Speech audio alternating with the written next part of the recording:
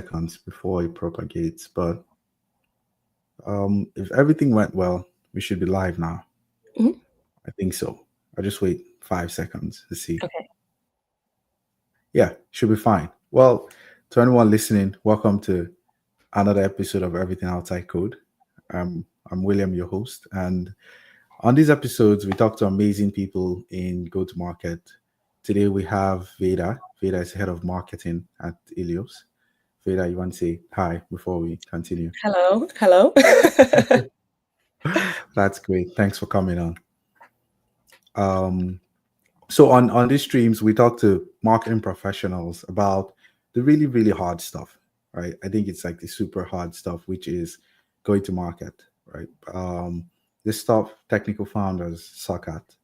Mhm. And today we're going to be looking at inbound, what inbound means, how it helps not just founders but anyone going to market with their product. To the person of the moment, I guess, Veda, you can tell us a bit about yourself, what you do, and yeah, how you got here. Not how you got to this stream, but like how you Yeah. got to becoming head of marketing at Eleos. Yeah, of course. So yeah, as you've said, William, I'm Vayda. I head of marketing at Eleos. I've been in marketing for about 11 years, working in a different range of industries from, working with more like mechanical companies, oil companies, luxury marketing, food and beverage. And then in the last few years, it's been mostly B2B SaaS companies or fintechs, really. I started off in social media and email marketing, which then grew to copywriting, a website strategy, and then it's just slowly grown arms and legs over the years, and yeah, somehow ended up at this company now, looking after their entire marketing function. Yeah, that's great. So did your job function change from all these other industries Yeah. when you switched to B2B SaaS? What did you do previously? So it was luxury. So I was in luxury before. So from luxury yachts to shoes to clothing, that was probably, 10 years ago. And then mainly food and beverage, for different like oil companies and some financial companies as well. So I've worked in a different range of industries, but as well as that, different marketing functions. So I've been able to have roles that are SEO only, social media only, copywriting only, Yeah. which has enabled me to understand a lot more about how the different marketing functions can work individually, but also all together. I'd probably want to switch to like luxury at this point from You would? B2B from B2B SaaS. I could Really? sell, yeah, to sell luxury yachts now. I don't know. I think commissions on those would like pay my salary for like two Yeah. years. I I do mean, a good job as a salesman. yeah. I mean, yeah, maybe in sales you'll get the commission. As a marketers, we don't get any commission at all. It's just bringing in those sales. Really? Yeah. Yeah. Well, okay. I'll try to not think about this and get distracted. Get distracted on the stream. I was like, yeah, probably have an E now on luxury yacht sales, and I'll see how that would look. Wow, that's cool. That's a very diverse experience. And would you say that like this experience from like luxury to oil and gas that has contributed to what you do now? Maybe you've gotten some like diverse um expertise, because with the luxury goods, I think the psychology of marketing there is probably different, same as oil and gas. How has that changed your perspective on marketing over time? I think it's made me have to be like really flexible and be able to adapt to different tones of voices, industries, understand customer profiles, know who exactly I'm speaking to, and craft messaging that can resonate with the target audiences. It's Hmm. definitely improved how quickly I can be flexible in how I think about marketing strategy and in how I implement those things based on what I know has worked and what we could test that could potentially work as well in whatever industries I'm in. But I do love B2B. I love B2B SaaS, B2B fintech. I think it's so much fun. And yeah, I much prefer I'm not Yeah. a B2C person at all. But Okay. B2B, that's what my heart beats for. Yeah. I have friends who work in like B2B SaaS fintech and they hate life. They're like, no, Really? they're like, no, this is Why? not easy. So like what makes it fun for you? Like what's interesting about it? It's just so varied, and because the buying journey is super complex, it really stretches how you think and what you need to do to ensure you're connecting with a technical buyer, for example, or an economical buyer. Knowing who the ones are that sales are going to be having that initial phone call with. And also being able to work really, really closely with other teams. So, marketing working with products to position the product in the best way possible, even when it comes to the naming of the product. What is Hmm. marketing seeing on the ground? What is sales seeing on the ground? And how could we ensure that we're naming our product in a way that that's not just like a cool name, but something that the market would actually understand? It's just B2B, especially B2B SaaS, is something that marketing isn't in its own silo. It really connects with many other functions, and I love that. Yeah. And how does it differ from like B2C? Have you tried B2C previously? Yes, I've also worked in B2C. B2C, it's really, I mean, you're not necessarily speaking to the most informed market. You're oftentimes competing with a lot of other people that have the exact same products as you, but you're Hmm. trying to differentiate yourself through brand, maybe through PR, and it's almost you create the strategy, you launch it, and of course, you monitor it, you tweak it, but you leave it there. Whereas B2B, there's a lot more touch points with Yeah. other members of the company, and you can really follow an account's journey all the way to sale. Yeah. Huh. That makes that makes sense. Well, I guess two different like product groups and just different ways of marketing them entirely. But could you tell me a bit more about Eleos and what you do there? Also, I think we could just start with what Eleos is. What's the product? Yeah, of course. So we are an embedded insurance company offering life insurance and income protection insurance to customers all across the UK. How we work is that we embed our life insurance and income protection insurance platform into what businesses' user journeys, allowing their customers to buy insurance online within minutes.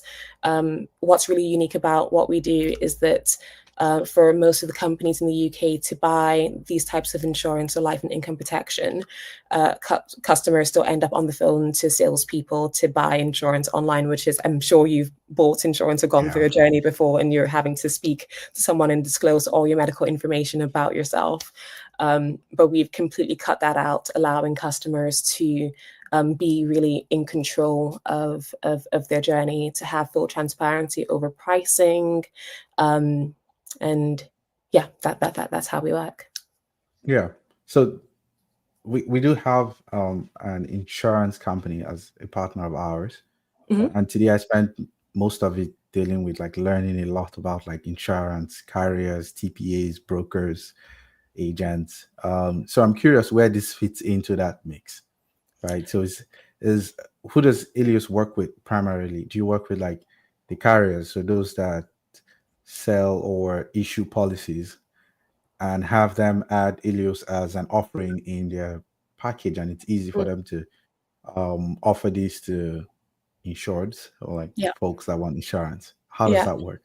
So because we're not like a traditional insurance company, we don't have, the brokers and all the other things that, the typical traditional insurance companies have. But we work with businesses to embed our solution into the customer journey. So we could work with rental platforms, loans and lendings platforms, even banks to allow their customers to buy insurance online within minutes. So for example, I don't know who you bank with, but your Norris, maybe Revolut is one that you've banked with. So we would embed our insurance into Revolut's online journey. The customers would open the Revolut app. They can do whatever they want to do with their money. See, oh wow, okay, there's an offer here for insurance. Let me go onto it, and they go through the journey, which is our software, and they can eventually buy that insurance online. Yeah. This reminds me of Ryanair that tries to sell you everything Everything. before you actually like book seats on your Yeah. planes. They try to sell you insurance, food, air. Yeah. So basically, it's a similar solution that just lets anyone include insurance, an insurance product in whatever product they have existing. It doesn't have to be an insurance company themselves, but I Exactly. can issue insurance in my consumer app because Exactly. my users could find it beneficial. Exactly. So it's like really democratizing and opening up the insurance world to, Yeah, companies that have the customers who may have the appetite for the type of insurance that we sell. yeah. And on your end, do you work with insurance policy providers, or do you have like are you the insurance company? No, so we have underwriters that Okay. back us, and we have built a solution, a software that allows customers to purchase their insurance within a digital journey. Yeah, that's probably as far as that Okay. goes. Yeah, Yeah. yeah, that makes sense. Yeah, that's cool. And what does marketing look like for you? What do you do day to day? What does that look Oh like? You gosh, don't have to it's share like you don't have to share the secrets to it, but on a high level, what does marketing for such product look like? Especially since you're selling to other businesses yeah. and you're selling them a vitamin, right? Not really like a painkiller. What's the value proposition for them? What's in it for them Yeah. when you sell it to So them? so okay, to tackle the first part of the question, so what does my days look like for marketing? Hmm. It's super, super varied. I mean, I've been at the company for around it's probably is it like 9 months now, and my strategy has changed twice already. Before when I first started, it was more of a B2B SaaS strategy. And now it's a bit more focused on our brand and ensuring that we're getting the word out there because when you are working with a product that's not very, I mean, we're currently the only company in the UK to be offering embedded life and income protection insurance. Hmm. And there's a huge educational piece that needs to be done. So it's being able to educate, entertain, convert, convince, and ensure that our brand is constantly out there. Yeah. So yeah, so working with my social media manager, the content team, um, who else is there? And then doing lots of things myself as well. So paid Yeah. events, a bunch of other bits and pieces to ensure that we have that holistic strategy to really push our messaging out there. Yeah. And the other part of your question of what's in it for the companies that we work with, well, it's really revenue. Hmm. We our customers don't need to pay. Well, the companies that we partner with don't need to pay to embed our solution. All that happens is that we split commissions. So with every policy sold, they can earn up to I think it's like £428, and we split that revenue. So yeah, it's Oh, a great revenue generation. yeah. And it's like no upfront work on their end, except maybe Exactly. some integration process that has to happen.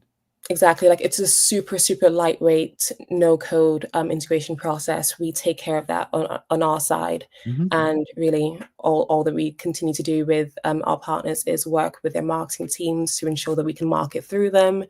speaking their tone of voice, speaking to their customers. And yeah, Yeah. like, literally, we can have our partners go live in the matter of a few hours on our platform. Oh, that's efficient. Very, Um, very efficient. yeah. Yeah, that is. I'm curious for a product like this where you have to do a lot of education, right? Because if you're the only providers of embedded life insurance, um, your users probably don't know that they need you to provide like added value to their own users. Um, does inbound work? So do folks actively seek you out, or it's more outbound where you go after like prospects and you say, hey, we can do this for you. You didn't know about this before. Here's the solution. Or do you have to invest like upfront to educate the market and then create like some need for the product so that you can then drive demand? How does that work? How have you seen that work? Yeah. So it's probably the driving demand and outbound. We have had some inbound tactics that we've done, but because there's only a certain number of companies we can actually work with that are viable for us to work with in the UK, outbound is much stronger for us at the moment. But say if we were to launch in, different countries where embedded insurance is something that is known, the market is educated, we do have, a bunch of competitors out there. Inbound would definitely be something that would work really, really well for us. But after trialing out inbound for a while, the lead quality wasn't where we needed it to be. But we've seen that completely change as we've deployed more outbound strategies. So PR, social media, events as well, and working in really close collaboration with the sales team. Yeah. Oh, yeah, Yeah. that makes sense. I guess this is a good segue now into like inbound versus outbound. Mhm. When, in your opinion, should any organization, either like small, medium, or large, go after one strategy or the other? Or is it always beneficial to have a mix of both? Because Mhm. I've seen startups that have like, they start out and they're like, we're going to do inbound. Halfway through, they switch to outbound and it still doesn't work. So they're just in between. So, Yeah. what's your opinion on when and which mode works at what point in time? Yeah. I mean, I think it really, really depends. It depends on the company, it depends on the market that they're in, and it depends on what stage they're at as well, and of course their product. Uh, if all of these things aren't understood, you're not going to be able to start off as strong as you possibly can. So, if, for example, in my case, we are a company that not many, I mean, we're very new, only two years old, so a baby company. We're operating within well, we have a solution that's not something that many know about. So inbound isn't necessarily something that would be best for us at this stage, because we do need to ensure that we are pushing out our messaging to customers. We're raising our profile as well. But for previous companies I've worked with that have more competitors on the market's a lot more educated about them. Inbound is something that I've seen work amazingly, and I've developed inbound strategies that have also worked amazingly as well. So it really, really, and I hate. I mean, this is the typical marketing answer, but it really does It depend. depends. Yeah, it depends. Yeah. Yeah. Yeah, I can imagine it depends, especially on like the stage of the company. I'm speaking to a founder these days, and I'm just tempted to say to him like, hey, I don't think you should really invest in like inbound. Um, Oh, find a really? couple of yeah, like find a couple of prospects that have this problem. They have a problem, but they don't know your solution Mm. exists. Hmm. Hmm. Too unique that you'd have to invest a lot before you can be found, or you'd have to like spend a ton on ads, and hopefully they find you. And with ads, you have to do a lot of messaging as well, Yeah. and how the ads are presented. So basically, just after customer with, hey, I see you have this problem, and I could give you a demo. Um, but then this means I shoot myself in the foot because I mostly work with companies about. I'm having to think about it. Yes, it definitely does. Um, what stage the company is Exactly. in. How about companies that are sort of trying to create a market? So I've worked at a company in the past where they are in a new category. For instance, they've built something. It's, I wouldn't say revolutionary. It's more evolutionary. So it took an solution and it like evolved it crazy, and it's become a category, or they've created a category and they want, right? Um, but they are not sure if to go like the inbound or the outbound. Your experience, and maybe what are some of the things they should consider or picking one around this?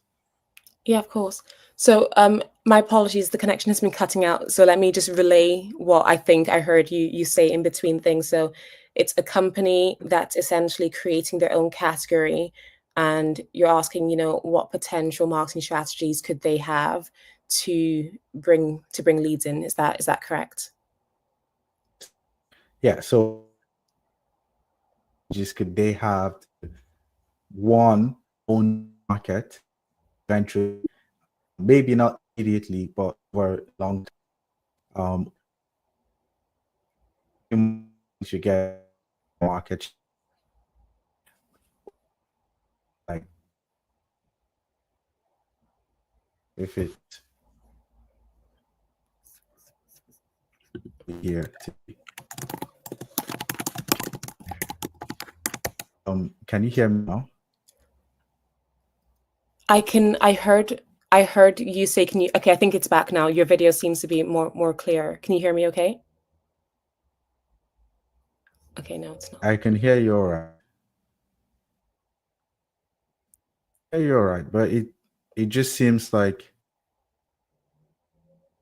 1 second. Okay. I think if it's digging up straight finally.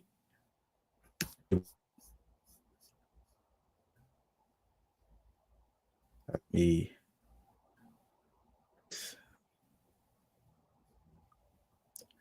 today of all days. I know. It's always when you don't need the tech to have issues. And I'm going to try switching to my hotspot and see if that's something that can. My Wi-Fi is saying full bars though. Hang on, let's.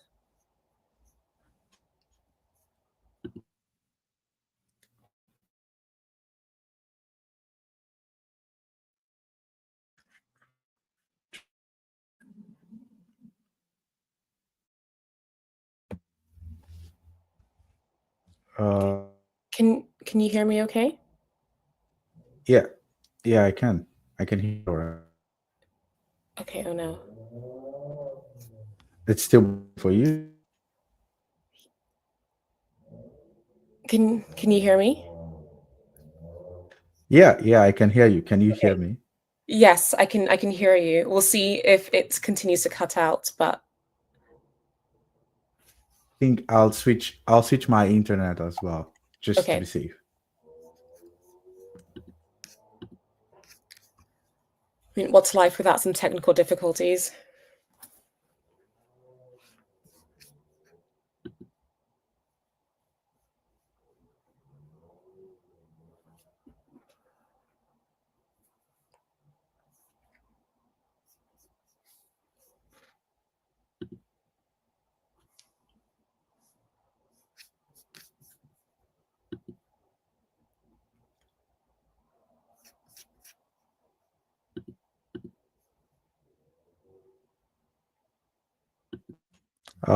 I think I'm back now, and should be good now.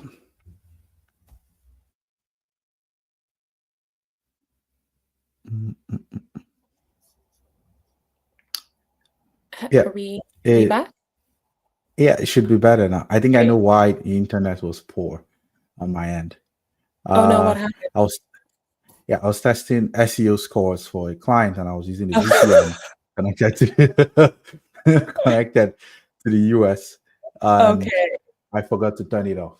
Okay, no problem. Yeah, so it wasn't the construction folks tearing up Okay. my feet.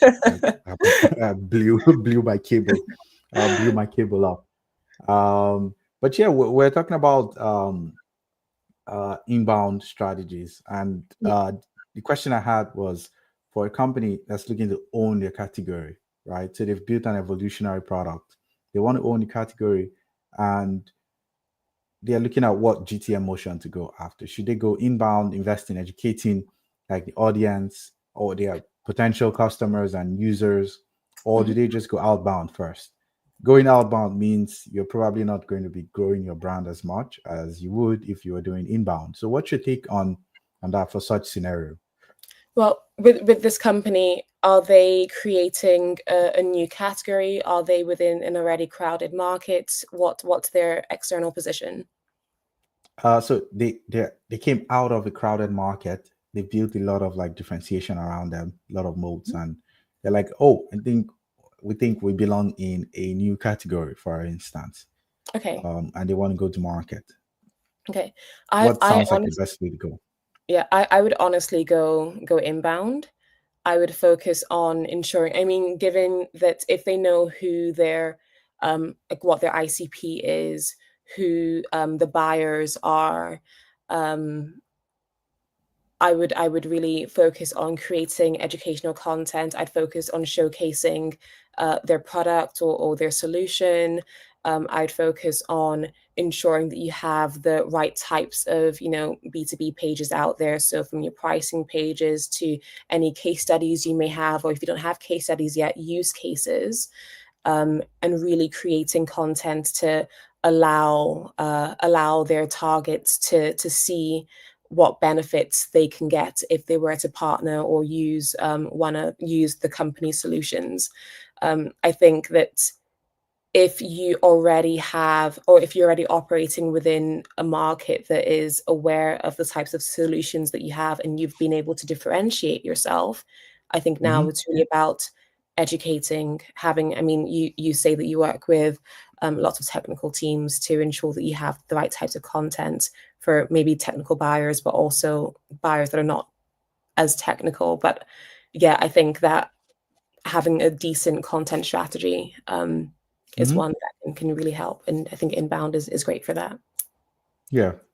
Yeah, that's quite. Yeah, I guess since their goal or their objective is to own the market, um, long term, they do that by being the being the first anyone remembers whenever they're looking for a solution uh, that matches the problems they're solving. Yeah. And what do you think? What would your answer be to that question? Hmm. Yeah. Well, okay. Without any biases, I think I would do both. I think I also say this probably because I have a bit more context, Hmm. right? It's not as straightforward as we want to own the market. What GTM motion should we go with? Yeah. Yeah, you'd have to think about like, do they have enough cash to create like a lot of content and do conduct like a lot of education and hire the right people for Hmm. that? So I would say I wouldn't shut off. I wouldn't just pick one. I'll do both where um, I'll build like the brand through like and leads also through like inbound, create Hmm. content, educate the market. Everyone chips in one way or the other, allocate some budget to it. But I'll also do like outbound and try to find those that have very unique solutions, problems with that could benefit from solutions that we Yeah. have, and I go after them. So maybe the revenue from those guys will bankroll whatever like inbound and brand building strategy Yeah. that we would conduct. So that's probably how I would approach it. Keep Hmm. both, but maybe not like 50-50. Hmm. Hmm. Inbound 70 and then outbound Yeah. 30. Yeah. So a follow up to that. So you mentioned that outbound would be, going out there and seeing those who have a solution, so who have a problem that you can be a solution for. Would you see that more as a marketing or a sales role? So I'll see that as a sales role.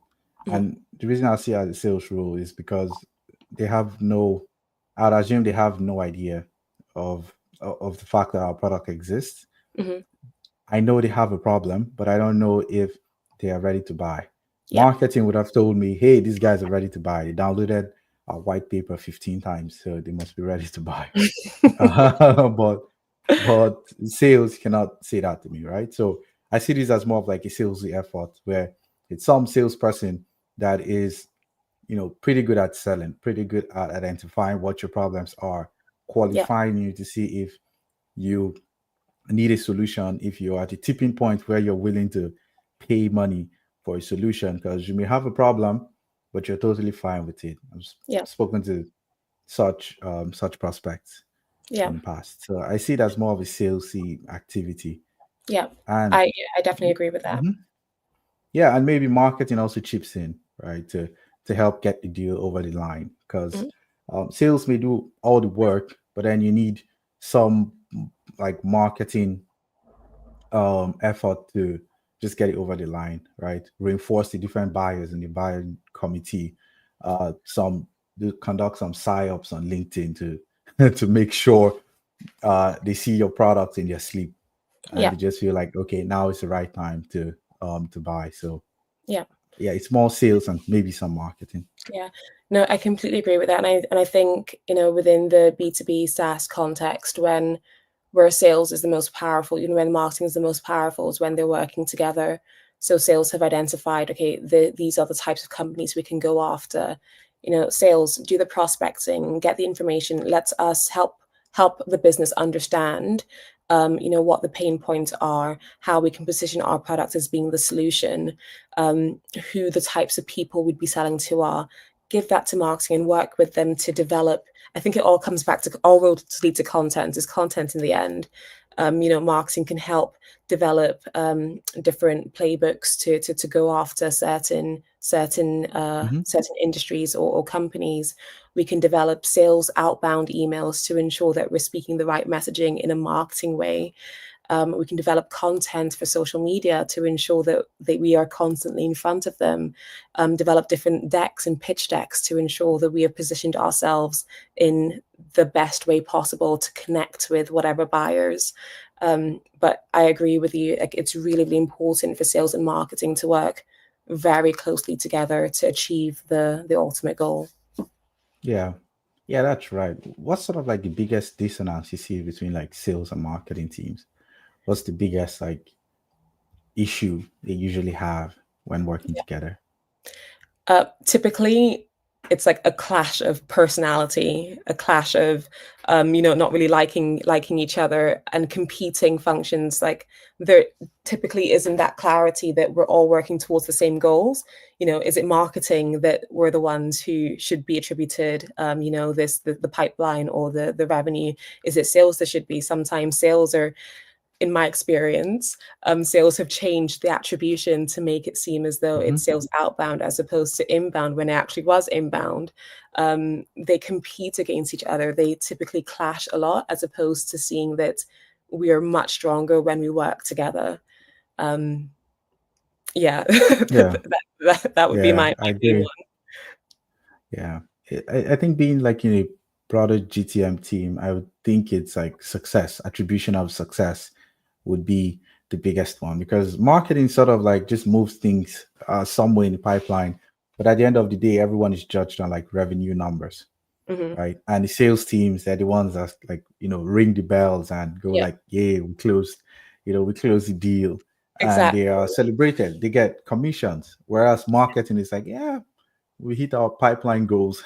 Yeah, Or and then at some point marketing's metrics are considered like these are arbitrary, or they're not like serious metrics. It's like we should be yeah, looking at impressions. It's like everyone is downplaying some of the stuff they do. So yeah, yeah. I think it's more attribution. I would say attribution of success is, in my opinion, Mm. probably one of the things sales and marketing Yeah, yeah. would fight over. I'd love to talk about inbound for founders. So a bit more into like the practical things. What does an inbound marketing strategy look like? If there was to be also a stripped down version, what would that look like? Oh, so generally speaking, if I were to try and distill it down as much as possible, inbound is about showing up to where your buyers are or target audience are with the right types of messaging, in a way that connects with them and pulls them in. Um, it can be quite, I think this question is quite hard because, again, it really depends on, the type of the founder, the company, the stage that they're at, what their goals are. Hmm. Um, but if you give me like a case, I can Yeah. give you a more precise answer because it's quite hard to make it generalized. Okay. I'm a founder. I've built this really cool thing. Um, it's a B2B SaaS product. Mhm. Uh, I built another CRM. Now there are 5,001 CRMs. I Yeah. built the CRM, and I think my CRM is the cooler one because the user experience is better. The value proposition is that the user experience is better, and it's a bit more intuitive, Mhm. right? To use. It doesn't try to kill you. I've built this thing, and I want to go to market now. And I think inbound strategies would be better for me because one, it would be cheaper and I have enough time on my hands. I cannot hire salespeople to go outbound. I have enough time on my hands to create content or use freelancers to create content. So I need an inbound strategy for this. Mhm. Uh, or at least Okay. I need to know how to do inbound. What's the way to go? What's Okay. probably the first thing I should do? Okay, perfect. So we know that it's a CRM product. We know that they have, the USP down, which is like the user experience of it all. We know who the competitors are. I would start off with the content strategy that we're deploying, ensuring that we're writing about the topic. So if it's I don't know, if it's a marketing CRM for, I mean, let's say it's a HubSpot competitor. So you're like almost an all-in-one solution for a lot of different marketing and sales activities. Hmm. Create your company versus this other company, capitalize on the keywords and the brand recognition of other companies, and position yourself as the superior company, or position your USP as something that is like a need to have, a must have. Educate the people who are most likely looking to use your solution. So if it's marketing managers, what type of content are you creating for marketing managers that can help build your brand, but also give value to them and put you at top of mind for them when they are looking for CRM? Um, do you have any successful clients you've worked with before, or do you have any use cases you can communicate, or is using your CRM saving product teams or marketing teams X length of time? Okay, let's be able to communicate this in a way that can show by improving your efficiencies, you're able to reduce spend and increase output. So I would definitely, I'm a huge advocate of having, quality content. And I think, content is the bedrock of any good inbound strategy. Yeah. So it seems like first having a bunch of questions around who you're selling to and why they should care about your product, how your product stands out, Yeah. and what transformation your product offers. So if you use my product, you're going to save 2 hours each week, or you're going to save 2 hours each day. Yeah. And then once you clearly articulate that, you can. What's the next thing? Like you start creating content around that. Yeah. So it's as you said, it's understanding who the buyers are, and not only like, because a product can have 10 different benefits, but not all 10 benefits are relevant for the market that you're going after. So it's been able to drill it down on the key ones and start creating content around that. You are a new company within an already crowded industry, so okay, how can you capitalize on the notoriety of other companies? So you develop your content roadmap, you have all your verses and alternative content. So HubSpot alternatives, um, X company versus HubSpot, X company versus, I don't know, another company that's similar to Yeah. HubSpot, and being able to develop those like MoFu and BoFu content pieces, and then also where you have the top of funnel content. Although top of funnel content, it has a lot of volume but not that much conversions. In my experience, I've also seen that top of funnel content convert users, and it could be like very, very basic pieces. So how to do whatever job that they're doing, and users have converted from that. Um, so having that good full funnel content strategy, based on what you already know of the market, on that Mhm. market research, on knowing how to position your product, is something that's really, really important. And of course, pulling product marketing into that and developing, that strong content there too. Yeah. Yeah. That's cool. It sounds like yeah, they have to figure out what a content strategy looks like um, with their inbound overall inbound strategy, and then it makes me think: is there anything else to inbound that isn't content? Yeah, I mean, you have like various other channels that can be used. You have your paid channels, your affiliates channels, social media, um, even like emails. There are many other channels that of course can be used, but I think regardless of the channels that you're using, the messaging that you have needs to be consistent across all those channels. Yeah. You said paid. What does that mean? Like paid Oh, paid, like paid everything. advertisements, like, yeah, paid search, programmatic, advertising, paid ads. Yeah. Also, not all inbound is free, or at least No. you can you can conduct for free. Uh, okay, that's cool because I would normally think when I think about inbound, I just think organic content. Um, but yeah, I guess there's a whole piece to it. Yeah, I would, and I'm sure others would agree with you as well. But I would categorize paid as being part of the inbound strategy, even like ABM, and ABM is something that incorporates all channels within marketing. I would consider all of these more inbound, and then for me, traditional, or outbound tends to be a bit more traditional. So you have, TV ads, even press releases, things that you can't necessarily measure the impact of.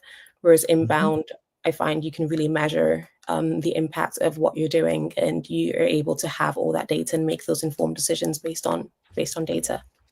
Yeah. How do you handle data and attribution with inbound? I think that's probably like the last thing I have Yeah, of to course. talk about.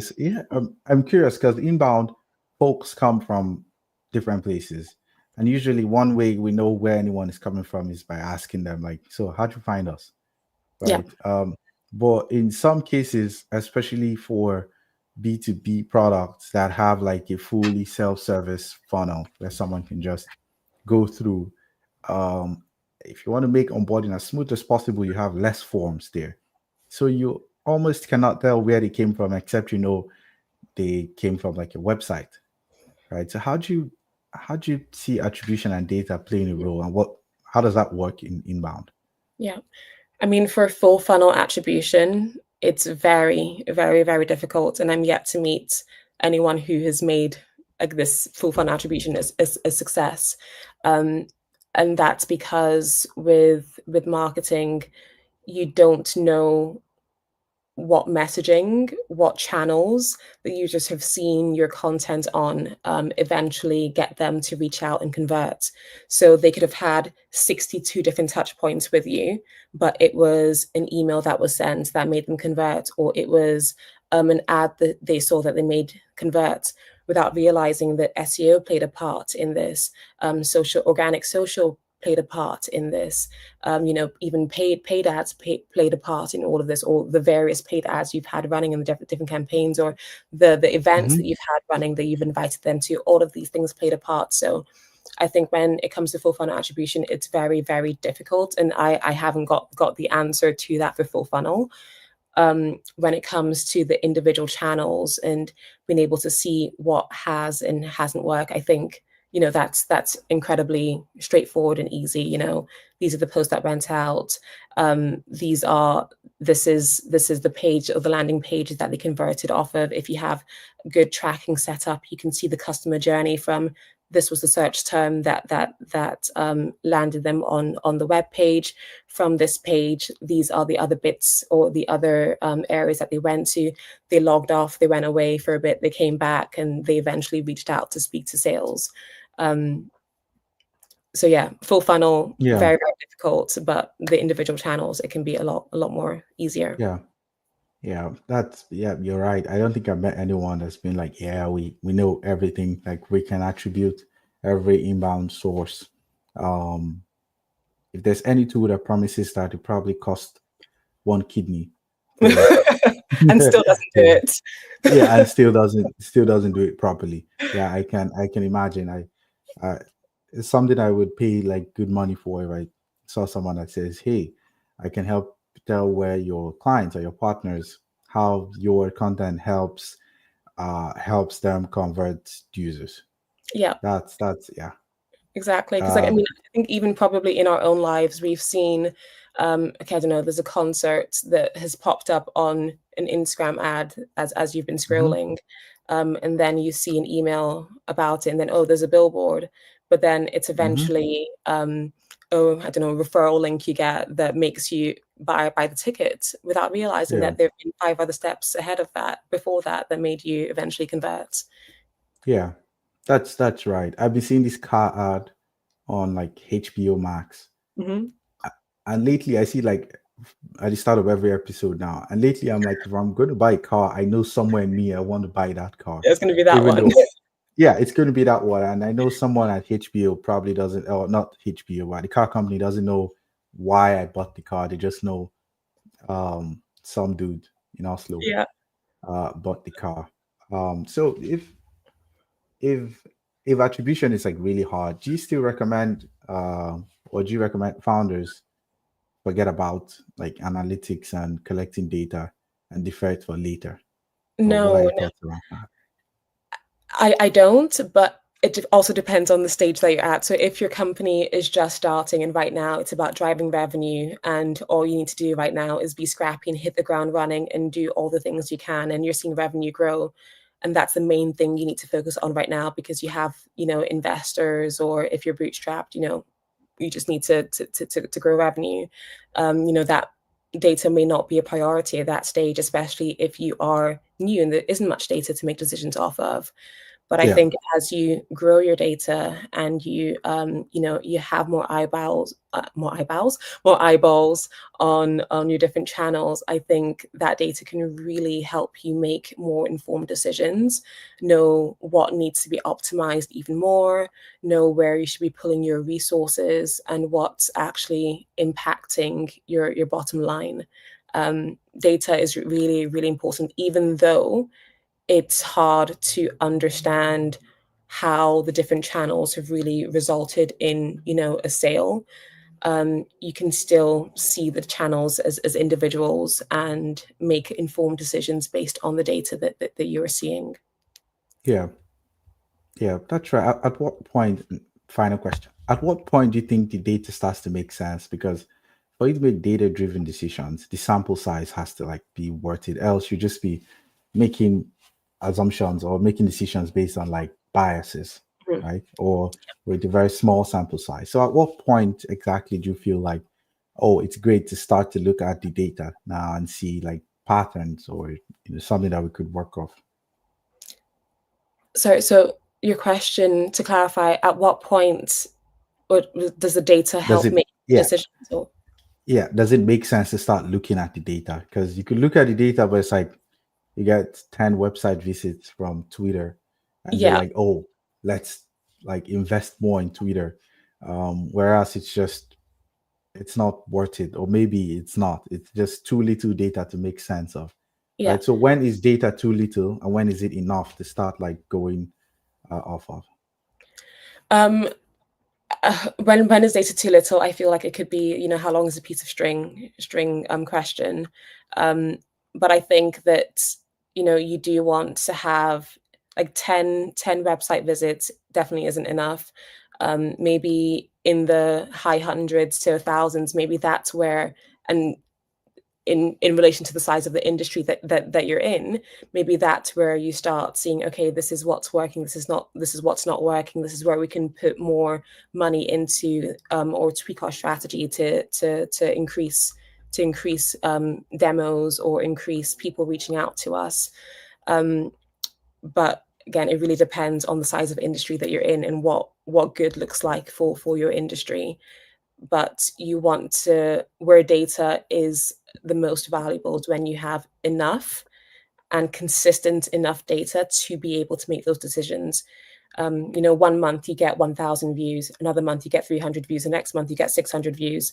That's not that, the data story really isn't there. You want to be able to have that consistency over, a 6 to 12 month period to be able to make better in decisions. Yeah, yeah, that's great. I think looking at the size of the industry and also maybe looking at benchmarks, like what have others done, what are numbers that are out there that make sense. Mhm. That's probably a good way to go. Well, thank you so much, Vida. I think I just like had so many questions and it just kept coming up as we're speaking. But do you have any last words to share with the audience? Anything you want to talk about? You want to plug in? as well?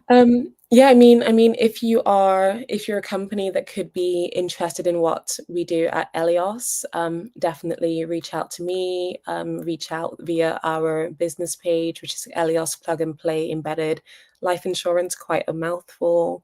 And yeah, also to you, William. Thank you for facilitating this chat and for what you're building. It's really cool.